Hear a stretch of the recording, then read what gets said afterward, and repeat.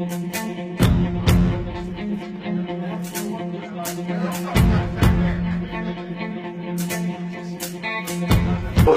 was in APC for 9 months. What I saw. Memorable. Oh my God. What I saw, man. You know? Memorable.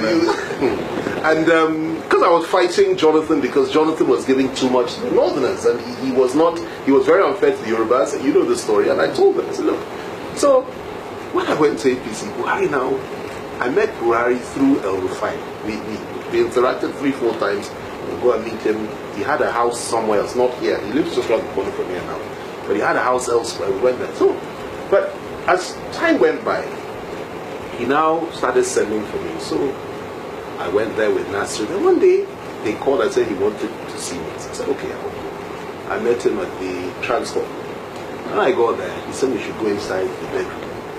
So we sat in the bedroom talking. He started talking. He said, you know, he wants to, I know his aspiration, but he has a challenge with trusting people in view of what has happened to him in the past.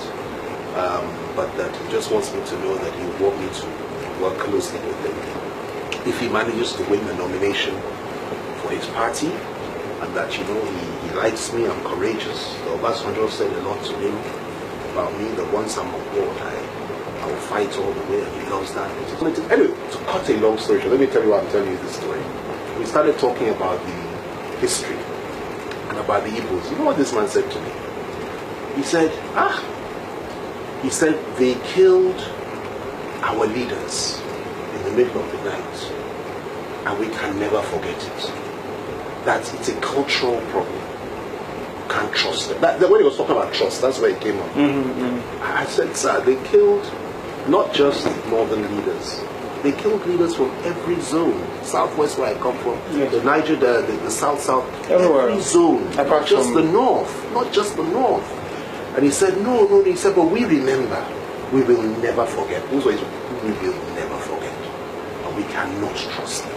He said, it's a cultural problem. When he said this, it's sunk in. I had never seen that level of racism in any. I mean, I've interacted with quite a few leaders. I've never seen that. This was deep-seated hatred for a whole nation of people. And I left that room thinking to myself, these people have to be stopped. Because if they're not stopped, if they have power, what they will do, first they will deal with the Igbos, yes. Then they will come and deal with us. They will deal with everybody. And it's one of the main reasons, apart from the issue of Muslim ticket. That's what I said, no. Not only will I leave them, I will also expose them and fight them.